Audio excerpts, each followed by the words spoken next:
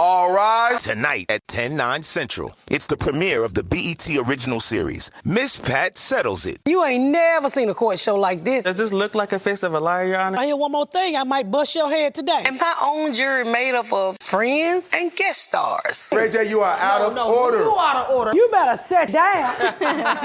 It's the premiere of Miss Pat Settles It, tonight at 10/9 Central on BET. Visit BET.com for more. For exclusive podcasts and more, sign up at patreon.com/partnersincrimemedia. Annette Wantling of Wardle, Landshire in England. It's Lancashire. Lancashire? Yeah. No, it's not. It is. It's Lancashire. Sorry, Annette. This week's Law & Order Marathon winner is Annette Wantling of Wardle, Lancashire in England. Annette will get a marathon decal showing she watched 26.2 hours of her favorite crime show. To be next week's winner, sign up at lawandorderpodcast.com. I'm Kevin Flynn with Rebecca Lavoie and Hank Kratulis, and these are their stories. You think you know who did it, but you don't know who did it. Law and order, law and order, law and order. It's no ordinary police procedural, baby. It's the FNOG of police procedurals, baby. Law and order, law and order, law and order, law and order. These are their stories. These are their stories. Welcome to These Are Their Stories, the podcast about network TV's most enduring crime franchise and the real-life cases that inspired their shows. I'm Kevin Flynn. Each podcast will break down an episode from either Criminal Intent, SVU, or Original Recipe. And today we're looking at the mothership Law & Order, Season 5, Episode 20, Bad Faith. What, nobody reported him? Oh, we were just kids. I mean, it was a big deal. Our parents loved him. What are kids going to do against a parish priest? What are we saying here?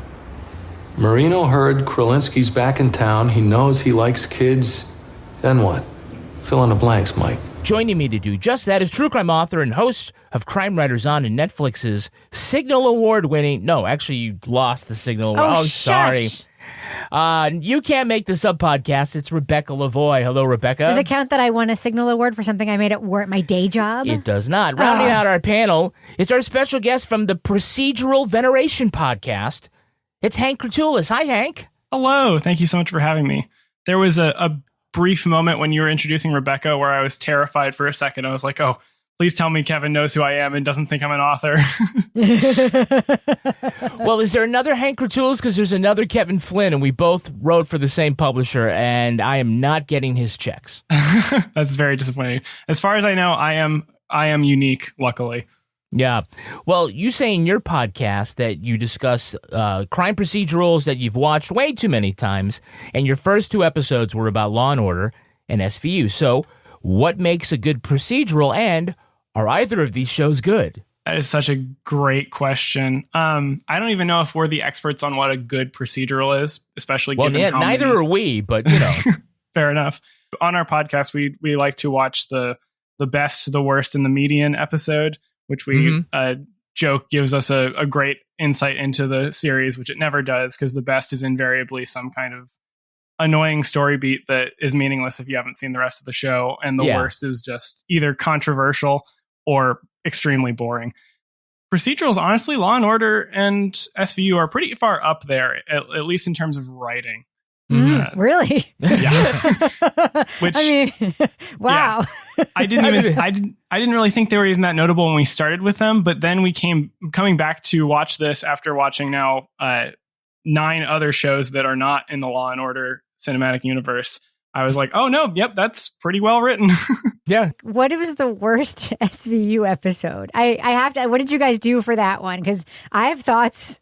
It was the Gamergate episode featuring Logan Paul. Oh, yes. That's a very good hell choice. No. Very good choice. Yeah. Hell no. That's a sneaker line, right? Yeah. I know the best Law and Order one that you did was called Aftershock. That is the Claire Kincaid gets killed at the end. Oh, spoiler alert. Spoiler. Yeah, spoiler Fucking alert. hell, that was like 25 years ago. That's the execution episode, right? The execution episode. Yes, I don't think that's the best one, but people like it. Hank, of all the franchises, which two cops are your favorite detective team? Favorite Law and Order detective team? It's almost certainly one that we haven't really got to yet, which is essentially a crime procedural, but way more comedy, which is Psych, in my opinion. You've got Gus and Sean. I'll point out that you failed to grasp the assignment. And the question was, your favorite Law and Order detective team. Law and Order detective team. You see, synonymous with Law and Order in my head is just a general crime procedural. So I was there you go. Oh, yeah. I can't really argue that. Yeah. I love this. I have a big sweet spot for Jerry Orbach as Lenny for some reason. I really liked his character in Aftershock. And I was sad to hear that he passed. I also liked Claire, because Aftershock is also a heavy Claire episode where you get to have some background. Yeah. So I guess the commonality here for Hank is he likes the ones who die. Yeah. Wait, what a downer, Hank. You're a sick motherfucker, man. All right, now let's talk about the first half of this episode, Law & Order Season 5, Episode 20, Bad Faith. Now, just to know, we're going to be talking about fictional detectives investigating fictional sex crimes against fictional victims. But if you still find that especially heinous, you may want to check out another one of our episodes. Fictional. Yes. It only happened on paper. Patrolmen alerted to a man shot in the head in Riverside Park discover the victim is Detective Billy Marino. His service weapon is missing. Logan tells Van Buren and Briscoe that he grew up with Marino, whose most recent assignment was sex crimes. We checked his notebooks. Whatever he was up to, he didn't tell anybody about it. Secret hobby he wasn't proud of? Not according to his partner. Not according to anybody, Lenny. I knew the guy since kindergarten. He made the tough calls. He was solid. Mike. What? You want to know about his hobbies? Work and family. Family and work, period. Logan is summoned to see his old boss, Captain Don Cragen, who's now assigned to anti-corruption. Could Marino's death be connected to his most previous assignment at the highly compromised 15th Precinct? Mike insists that Billy was clean, and his widow says something was bugging him after a phone call with Father Joe Kralinski, their childhood parish priest. You know, the one with the reputation. Kralinski tells Briscoe and Logan that he left the priesthood 15 years ago, got a good job in insurance, and has a wife and kids. Was Marino going to shake him down over something from their past? The detectives talked to all of Mike's old friends from the neighborhood, several who say Father Joe molested them. One says Marino hinted at shaking old Father Joe down. When they finally recover the bullet, they find it matched Marino's gun, and the patrolmen admit they took the gun to make his suicide look like he was killed in the line of duty. Kincaid says that Father Joe's crimes would fall beyond the statute of limitations, and his only arrest back in the day was for a misdemeanor groping. But when Briscoe and Logan talked to that victim, he says he withheld that the assault was way more explicit. McCoy reasons that because the police didn't know at the time it was a felony-level assault, they can charge him. All right, let's be clear and clear the air here. It's all about Logan. You can't spell Chris Noth without no, but apparently you can be Chris Noth without no. What do you mean, Kevin? It's 2 years now since we've done a Logan episode because of these allegations against Chris Noth, sexual assault allegations. He says those incidents were consensual. 4 women say they weren't. There's no reason not to believe the women. No. This is him, Chris Noth, in the wallet. He was dropped from The Equalizer by his agency. And just like that, he was dropped by Peloton. A $12 million acquisition deal for his tequila brand fell through. And the only work he can get now is in a public service campaign from a menswear brand to raise awareness for men's mental health issues. And they also say he's not getting paid in money, he's only getting paid in clothes. I mean, he'll be fine. He'll be fine. Unfortunately. Yeah. He's probably still getting residuals from these old episodes, right? He'll be fine. Yeah, we probably just helped him in a way. I don't feel bad for Chris Noth. I just don't. I'm sorry. He's one of the ones I don't feel bad for in any way. You can't always know the person behind the persona. And while his actions may be disturbing to us, we are not going to let your shitty behavior destroy the thing that we have built on our own. So while we've decided to move on, it doesn't mean we're going to forget that you have shown who you are. And that is for Mr. Chris Noth. Yeah. Okay, so if you're ever wondering what happened to Don Cragen after he left the show in season 3, and before going to the 2-7 and landing on SVU, apparently he was working for anti-corruption in the biggest office in the history of Law & Order. No shit. It looked like he was in the library, Hank. Yeah. Okay? I never saw anything that made me think twice. Well, that's good. That confirms everything I saw in his file. Then what am I doing here? There were a lot of scenes between him. It kind of looked like he was just taking Logan out for like a day on the town, because there was the scene with him in that library-looking office. There's a scene with him in like a diner, right? Mm-hmm. I have no context for who this guy is really, other than the little flash up text that it's his office. Yes. So the IAB cops wonder if Billy Boy Marino, Billy Boy Marino, whether he was on the take because he once worked at the troubled 15th precinct. He works sex crimes. That's not exactly a gold mine, okay? And before that, he worked narcotics at the 1-5. A lot of guys at the 1-5 drive home in Corvettes. Where everybody goes home in a Corvette. Well, I just want to note, and Hank, you may want to make a note of this as well, that the 15th precinct is the home to the rival cop show NYPD Blue. Ooh. So Dennis Franz, you piece of shit. Everybody's going home with a Corvette, including Jimmy Smits. Apparently. Was that on in 1995? Absolutely it was. Oh, wow. By the way, NYPD Blue, shot on a soundstage in Los Angeles. Law & Order, shot entirely on sidewalks caked with dried gum. My only exposure is that David Caruso was on it for one season. Thought he was hot shit and quit, and then proceeded to barely do anything until getting CSI Miami. That's right. Yeah. And taking off his sunglasses every episode. Can you do the yow? Yeah. Yeah, I can't do that anymore. So everyone's lost track of Father Joe until they learn that he's living in this beautiful townhouse with his family as Joseph Kralinski. Good to see you again, Mike. Can I offer you some coffee? We're okay, Father. The only people who call me that are my kids. I haven't been a priest in nearly 15 years. I'll say not for nothing. He was totally the oldest dad for school pickup, right? He looks like he's 60. No, I mean, for sure. It's like, it's clearly a part of a plot point that, you know, after he left the parish pretty late in his life, right, to become a father. But for sure, this guy is going to be lucky if he makes it to his child's graduation. Yeah. I'll say he was way too enthusiastic about the daddy-daughter dance. Oh, God. It's like, mind if I cut in? I think it was more about the father-son picnic. Is what I think. So when they talk about what to do with Father Joe, Logan thinks... Now that we got the death penalty back, I know he's got my vote for the grand opening. Hey, you want to get even with Kralinski, put him in the shower room with arsening for 5 minutes. See, I think they're actually gleefully trying to say that the punishment should fit the crime, as if maybe Chris Noth should die on a Peloton. So we got a couple of Hey, It's That guys. We do? Hey, it's that guy. Who is the actor playing Father Joe? My company transferred me here last year. I ran into Bill's mother on the subway. I used to counsel her when I was a priest. Anyway, she told me how well Bill was doing. Thought I'd like to hear from him. I don't know. Did not recognize him. That's Bill Raymond, 4 Law & Order appearances. He's had roles in Michael Clayton, Golden Years, and 12 Monkeys.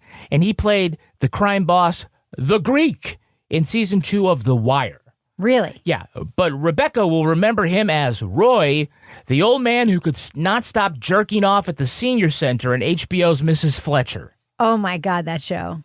That show is just masturbation, like from opening credits to closing credits every single episode. It was incredible. The old man was masturbating. Mrs. Fletcher was masturbating. Her son was masturbating. It was just a giant wank off. Like, wank, wank, wank, wank, wank. If you like wanking, watch Mrs. Fletcher. Or if you like Catherine Hahn. These are my people. Yeah. You love the show. You love everything about it. Yeah. He was in the movie Lincoln as House Speaker Schuyler Colfax, who was ousted by Matt Gaetz for being soft on crime. He's not the guy who violently says "I," but he does get to cast a vote in the final moment there. And he has played a priest many times. Actually, he was a priest in Rob the Mob. Father Fahey in A Matter of Propriety, Father Jackson in A Death in the Family, Father Francis in Cupid and Kate, a priest in Christmas Evil, Father Cadill in Summer of Sam, Reverend Miller in Now and Then, and I guess when casting directors look at him, they just say, yeah, child molester. Either that or he comes to the auditions wearing that outfit. Yeah. Every single time. Yes. Like, it's already He's custom like, I fit. stole it from the collar. set of Law and Order. I have it. I'm going to save you like $18 at the costume place. Just hire me. Is it okay if I bring my own vestments? I already know my collar is 13 and a half. Yeah, perfect. So you know who's playing Scully? Who? Scully. Who? All right, well, Gillian Anderson obviously is playing Scully, but in this episode, Scully, the truck driver. Marino said he'd been keeping tabs on him. Meaning what? Meaning Marino's in the business of busting perverts. Father Joe certainly qualifies. He is being played by Stuart Zully. 8 Law & Order appearances for the trifecta. He's had small roles in The Sopranos, Private Parts, and Vice.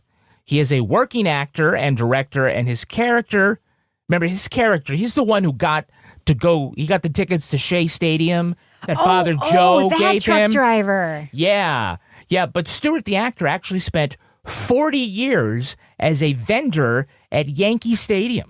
And that's why he smells like hot dog water.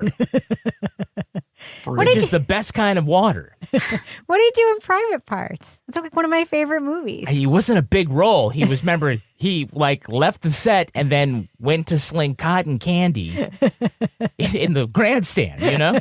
Did he play the kid that Howard Stern bounced the Frisbee off of his face? I think he was older than that. He was about the same. So can anyone tell me who's playing this guy, Don Cragen? Here's a list of the people we're looking at the 1-5. Any of those names come up in connection with Marino, you let me know. And Mikey, this could get hot and heavy, so you keep that famous temper of yours in your pocket, huh? Is it the guy who plays Donald Cragen? Yeah, Don Cragen. Who's the actor? I don't remember. Are you fucking kidding me? No, I don't remember. Dan Florek. Oh, it's Dan Florek, Kevin. Yeah. You have to cut that to make me not sound stupid. Oh, no, I'm leaving that in.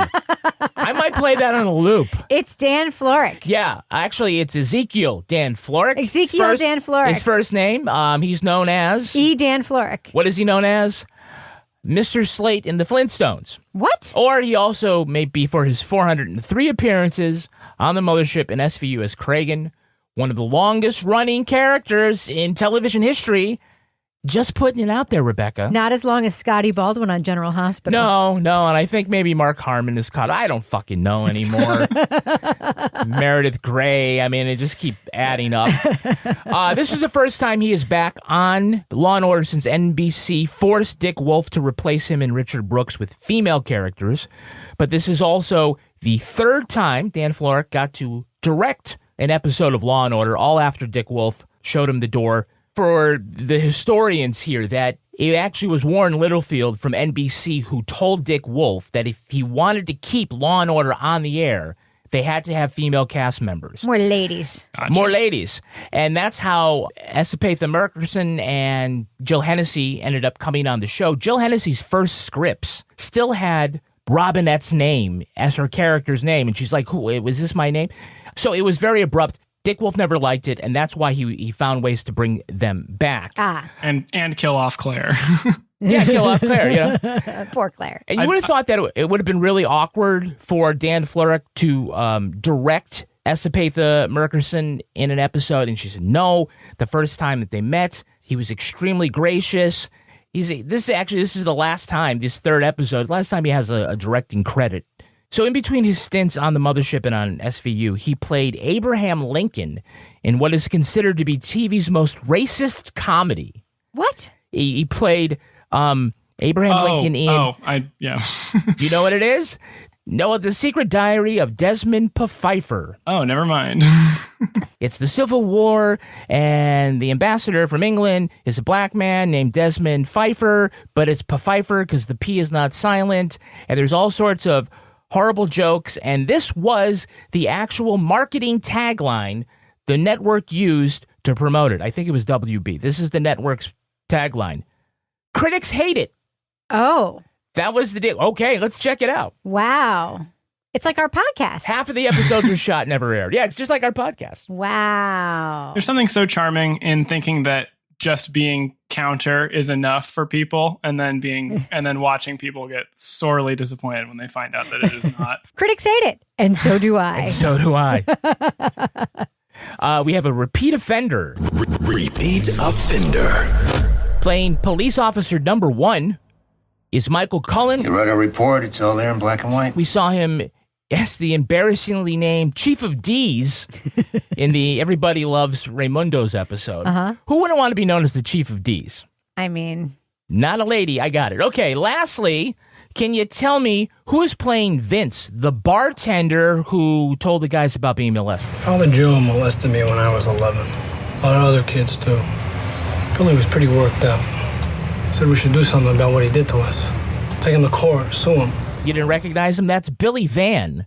Canadian children will remember him from the 1970s show The Hilarious House of Frightenstein. Did you think we were going to know that? Of course not. That's what this whole bit is about. I mean, sometimes it's like an obvious layup. Sometimes it's like Judith Light, not Billy Van from some obscure Canadian television show. Yeah, he played the Count back in the days when you could get away with performing in greenface.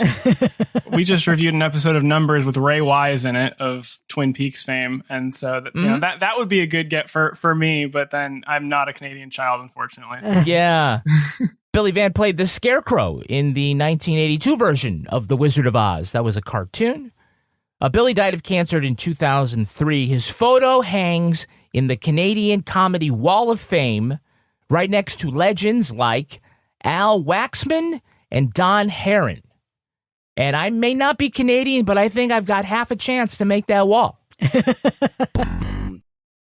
All right, so during the investigation, Logan goes to the payphone to call somebody, and you know it's got to be Profaci. Oh, Profaci. Yeah, it's Logan. You beat me. You beeped me. I'm trying to imagine the time when cops had to walk around with a pocket full of dimes in case they needed to call into work. That's hysterical to me. How big was the NYPD's dime reimbursement budget? I need a receipt for that dime. No, you know, okay, son of a bitch. He was on the take for dimes. For dimes. He was clean. He only had 4 dimes in his pocket. You know what we never see is like the angry, impatient guy behind them waiting to use the payphone. It's like, you know, come on, man, I gotta call somebody.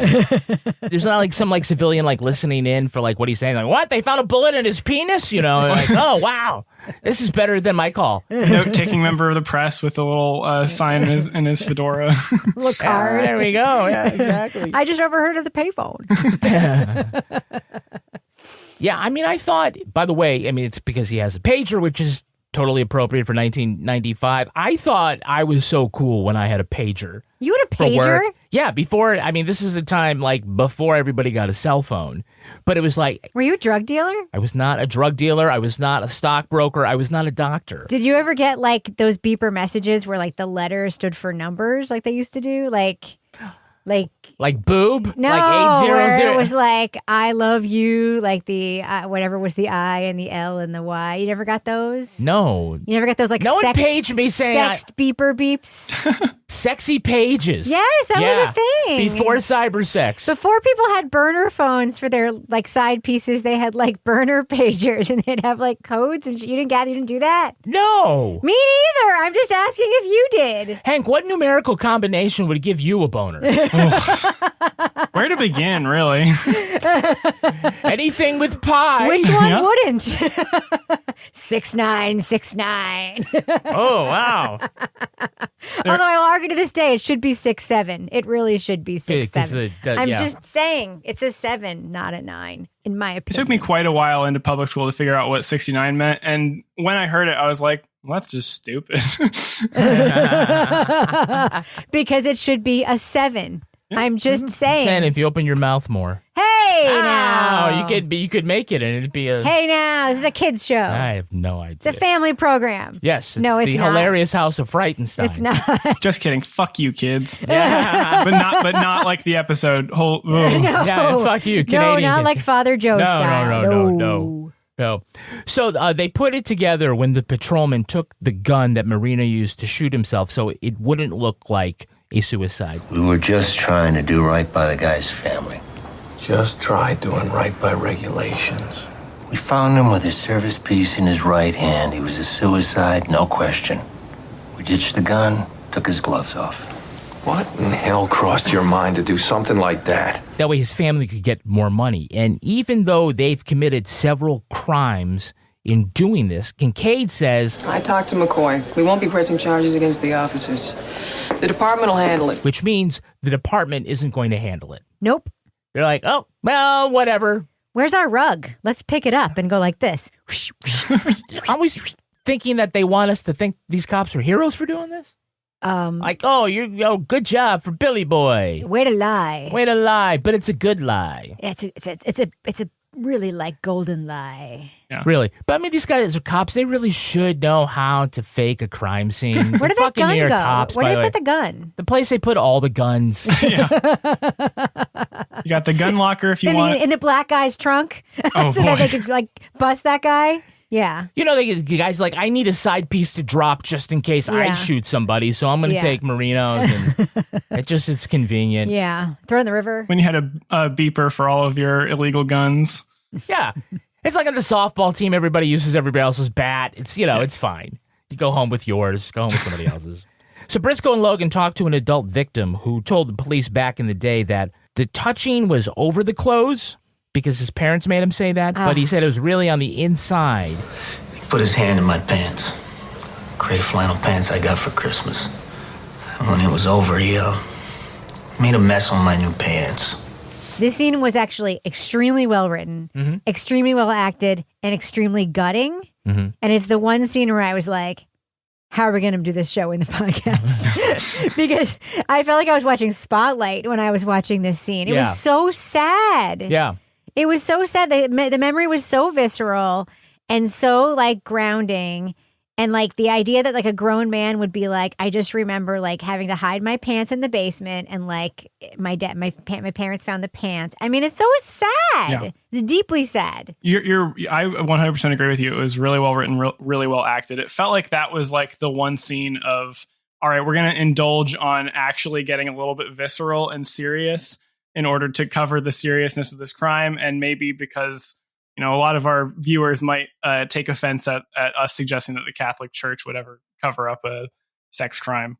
Yeah. They would never do that. Which, by the way, we'll talk about in the second half. They completely like erase the entire Catholic Church covering shit up in this episode. But we'll talk about that in the next half of the episode. So this victim says that his mom took the pants and burned the pants. I'm like, what? In the fireplace? You live in a fucking tenement.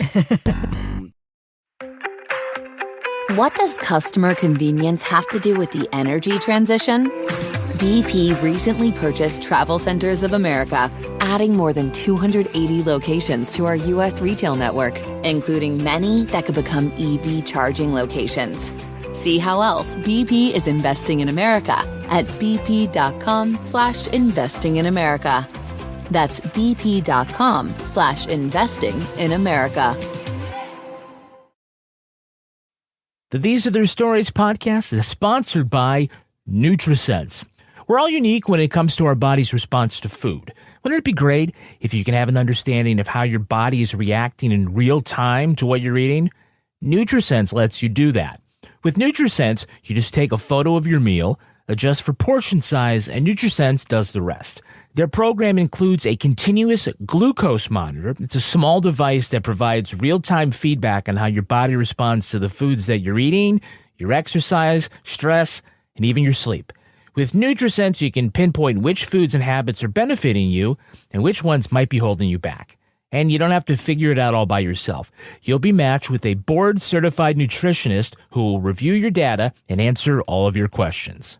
Visit NutriSense.com/stories and use code STORIES to save $30 and get 1 month of free nutritionist support. That's NutriSense.com/stories. All right, now let's take a look at the second half of this episode. Kralinski's attorney is shocked that Jack McCoy would push the law to its limits in order to get a conviction. I told Stewart he couldn't be in the choir anymore. He wasn't good enough. He ran home and told his parents this crazy story. A lot of other people tell similar stories. Are they all being vindictive? Neighborhood gossip.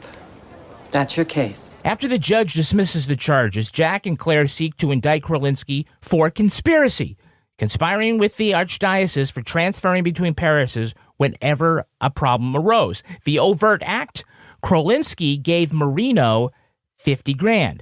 But the former priest has a shocking explanation. He claims young Marino recruited boys for him to molest, and the cash was a gratuity for his services. That means there's no conspiracy. Marino was simply an accomplice, and his crimes are now beyond the statute of limitations. At trial, the victims admit Marino offered them baseball tickets if he went to see Father Joe. Logan's testimony that Marino also solicited him takes Jack by surprise. While McCoy wants Olivet to testify that Marino was too young to consent to the sex crime, Kincaid points out that Mrs. Kralinski has not been to court. They learned that years earlier, she filed a report with social services that Kralinski molested their son, but quickly withdrew it. The caseworker says Detective Marino obtained that report before he took his life. Armed with new evidence, Jack gets Kralinski to take a plea. Okay, even though their arrest for molestation was a lost cause, McCoy still thinks there's something that they might find out. I've prosecuted pedophiles before, Adam. They defy rehabilitation. Even golfers retire. Oh, God. The actual fuck, man? What the fuck are you saying? That golfers work harder than pedophiles? That's like... He's like, well, I'm getting old. Just too many strokes to get it in the hole. Sure wish I was a pedophile. That'd be a lot easier. Yeah. He's like, oh, man, I really love a foursome. Listen, I used to find kids really attractive. Yeah, I've really aged out of that now. No, it's just not that's not how pedophilia works. It's like golfing. Violent criminals, there are studies that show that people do age out of certain kinds of violent crimes that are spurred by the amygdala and the brain stuff and when people get into their 30s and 40s, the recidivism doesn't happen because people sort of age out of that. Pedophilia is not one of those things. No. It is not one of those things. Apparently, golf is, though. Golf is one of those things. Yeah. He's like, hey, after 18 holes, I can barely walk. So McCoy and Kincaid go to the archdiocese and they ask, well, what did you do about Father Joe? The church had him for 20 years. I'm amazed you allowed him to slip through the cracks for so long. We dealt with him as best we could based on what we knew then about his sickness. Now we put people like Mr. Kralinski in your hands. Yeah, after you spent 2 decades hiding him and moving him around like a shell game and not telling us what you did, we thought you'd just get around to arresting him. No. To be fair, they also prayed. Yeah. They prayed, yeah. Thoughts and prayers don't cure pedophilia, apparently. They don't unmolest children. Thoughts and prayers aren't good for anything, apparently. Yeah. What have you been inhaling?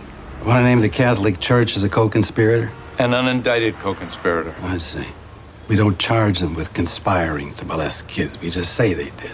It's going to be a great relief to the Archbishop. Can we talk about the fact that the district attorney for the city of New York called the archdiocese to warn them in advance that they were going to be arresting a child molester who used to be a priest in conjunction with a conspiracy charge against the Catholic Church because they're just that cozy. If we want to get him, this is the only way. All right, I'll talk to the Archbishop. I'll let him know what's coming. But we're not going to actually indict you. We're just going to say it, and they're good with it. And the archdiocese was like, that sounds great. As long as you don't charge us, we're going to be cool.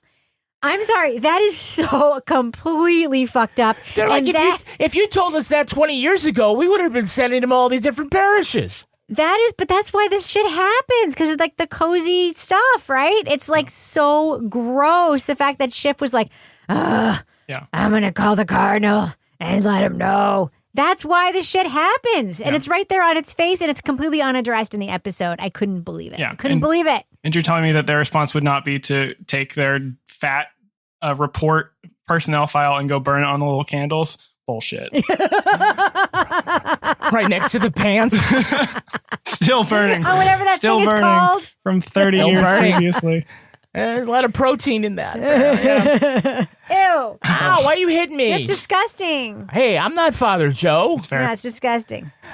So these are the dueling theories of the case. So McCoy says that the $50,000 Marino got was hush money in furtherance of a conspiracy. Their defense is no, Billy Boy Marino acted as his pimp for crimes that are now outside the statute of limitations, and that cash was for services rendered.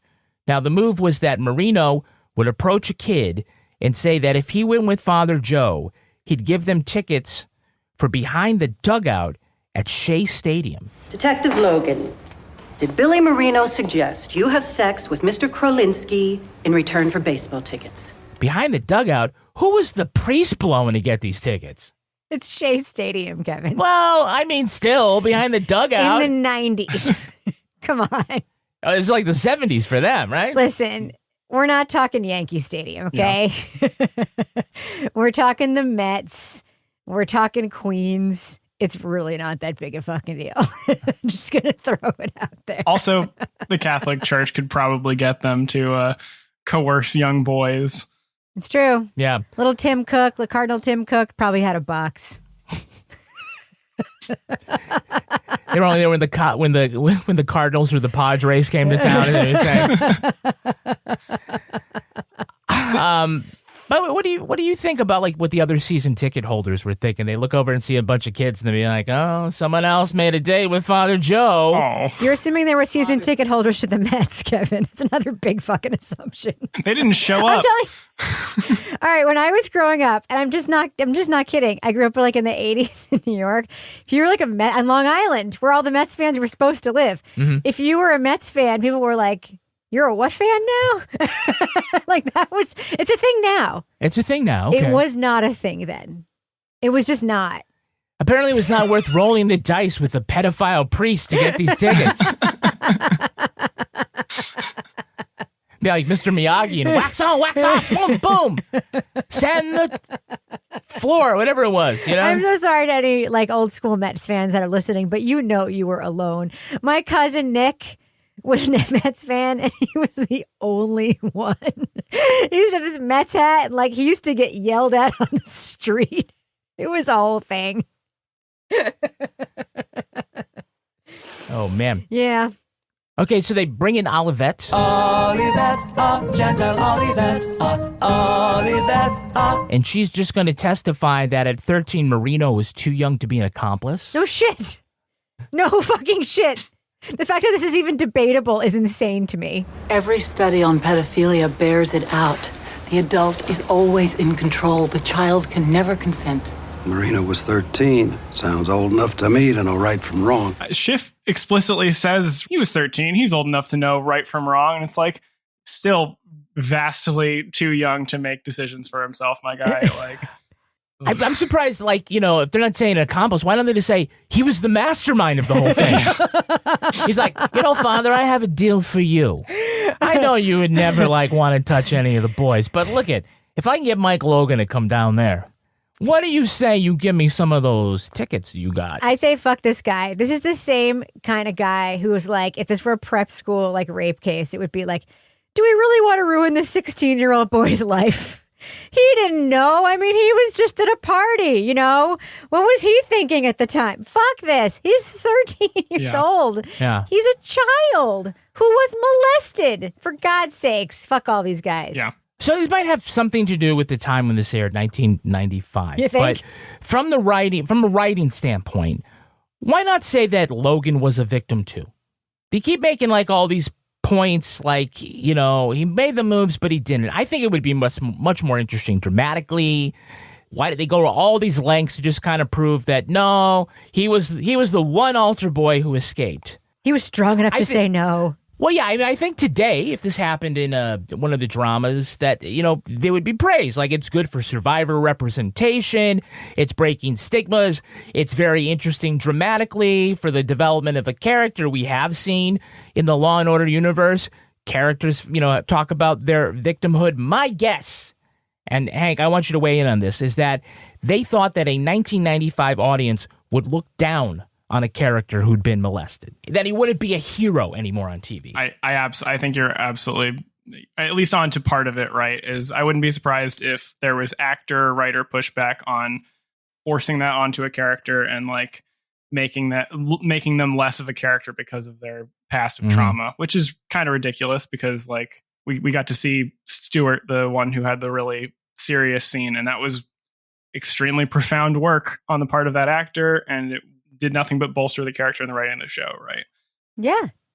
And the bartender dude who was just like, I was molested. Yeah. And now I'm living my life, like wiping the bar. And Right. It's silly. It's just silly. I think that like they thought, Dick Wolf thought, or other NBC thought, you know, that you've ruined Logan, that people will look down on him. He can't be macho, that this, you know, to a 1995 audience calls into questions about his sexuality and his orientation and all that other stuff. It would taint him. It would taint him. People in a way, love right? women victims. They don't love men victims. That's the thing we know also from this franchise, as demonstrated by a recent episode we did where even like years later, they're like arguing whether or not a man can be raped, right? Yeah. Like that's the whole thing is like male victims are like, you know, but a woman heroine who's like a victim too, we like putting women in their place in that way. We don't like putting men in their place in that way. Hank, didn't you kind of think that maybe Logan was lying?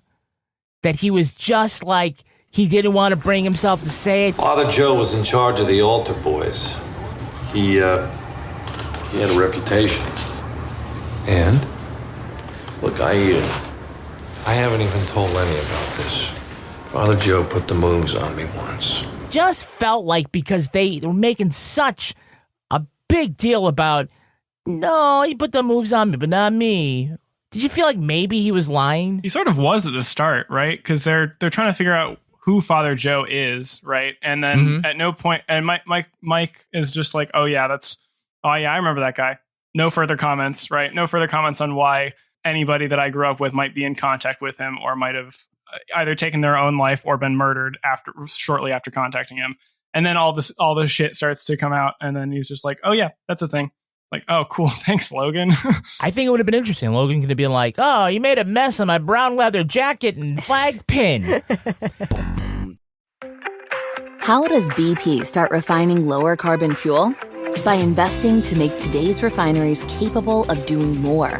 Like Cherry Point in Washington State, where $1.5 billion in capital improvements expanded BP's capacity for renewable diesel production, among other achievements. See how else BP is investing in America at bp.com/investing in America. That's bp.com/investing in America. All rise. Tonight at 10/9 Central, it's the premiere of the BET original series, Miss Pat Settles It. You ain't never seen a court show like this. Does this look like a face of a liar, Your Honor? I hear one more thing, I might bust your head today. And my own jury made up of friends and guest stars. Ray J, you are out of order. You out of order. You better sit down. It's the premiere of Miss Pat Settles It, tonight at 10/9 Central on BET. Visit BET.com for more. All right, let's take a look at the real-life story that inspired this episode. It's time for Rip from the Headlines. You think you know who did it. You think you know who did it. But you don't know who did it. You don't know who did it. Rip from the headlines. The crimes of former priest James Porter serve as the inspiration for this episode. In 1960, just 1 year out of seminary, Father Porter was assigned to a Catholic grammar school in North Attleboro, Massachusetts. He was put in charge of the altar boys until 4 parents complained Porter molested their sons. Instead of calling police, church officials moved him to a new parish in Fall River. In 1964, Porter was arrested for molesting a boy before being assigned to yet another parish. He sought treatment for paedophilia at a facility run by other priests, who said Porter was cured. For the next few years, the clergyman bounced around new churches across the country. Finally, in 1973, Porter sent a letter to Pope Paul VI confessing to abusing children in 5 states. He asked the Pope to release him from the priesthood. Porter then moved to Minnesota, got married, and had 4 children. In 1990, former altar boy Frank Fitzpatrick came forward to accuse the former priest of raping him. Porter would be accused of molesting more than 100 children. The scandal snowballed as victims of other priests from across the country and around the world revealed their own tales of abuse. In 1993, the former priest was sentenced to 18 to 20 years in prison. James Porter died of cancer in 2005.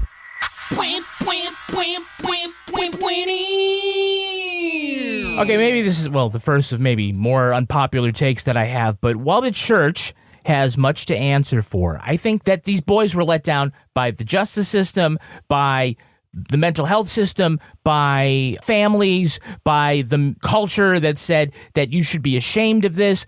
And, it's taken a long time, and it's not all the way there yet.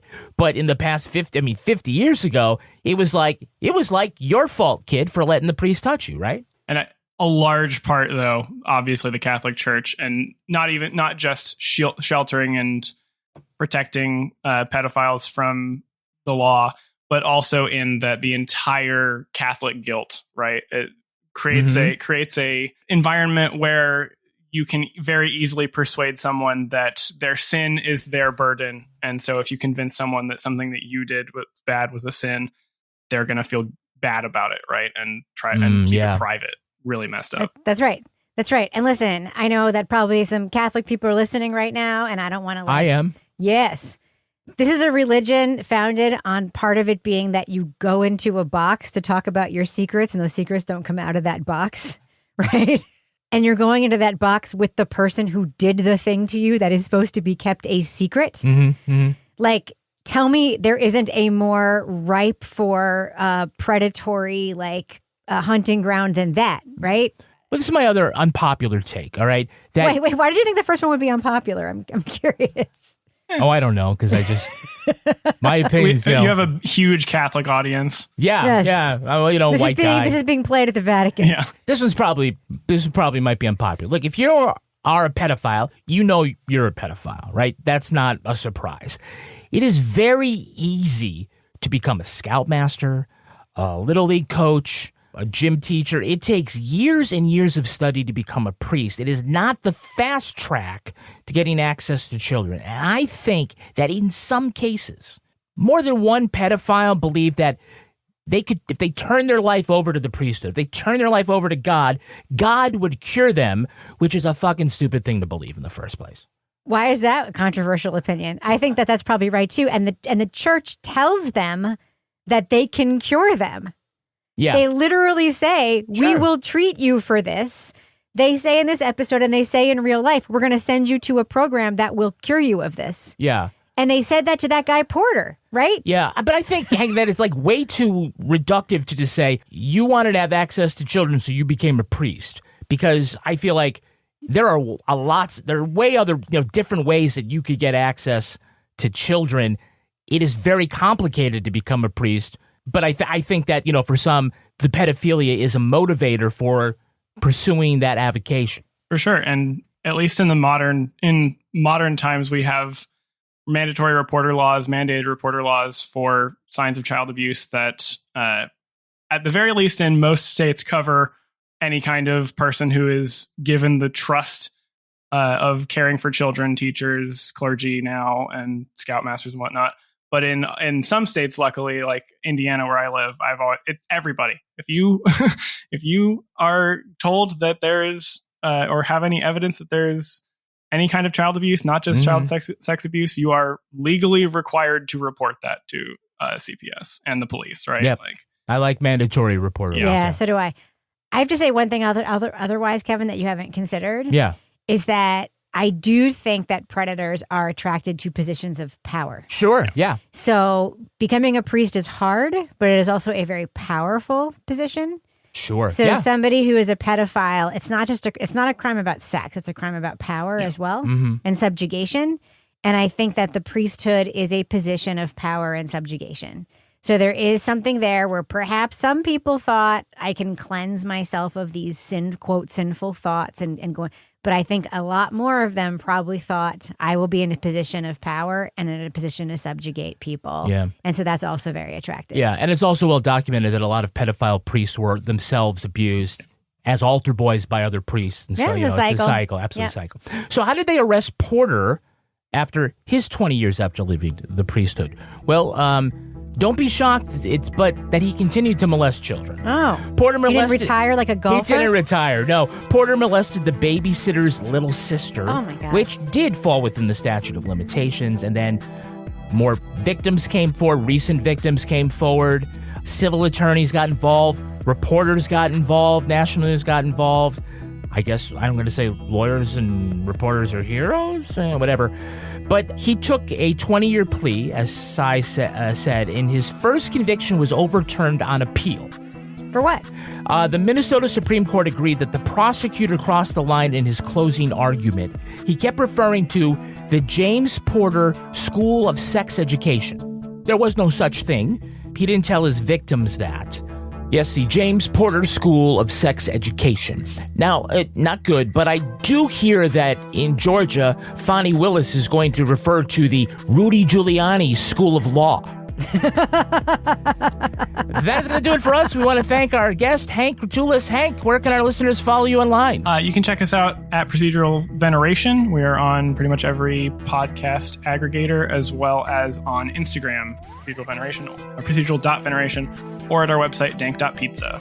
Oh. Dank.pizza. Yeah. All right. That was a switch. Rebecca, where can our listeners follow you? You can follow me on every platform, but if you want to actually see content from me, at Twitter and Instagram is the place to go, at Reb Lavoie. You can track me on Twitter at Kevin P. Flynn. I've been banned from Facebook for the last 28 days. You can tweet to me at Law & Order Podcast or follow us on Instagram at These Are Their Stories Pod. Our newsreader was Cy Frater. Our theme music was composed and performed by Uncanny Valleys. Content assistance from Travis Roy.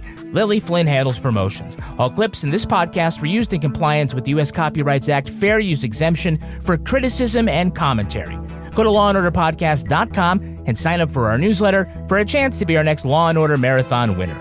These Are Their Stories was recorded in the Treehouse Yoga Studio above the Mockingbird Cafe in Bay St. Louis, Mississippi studio, and is a production of Partners in Crime Media.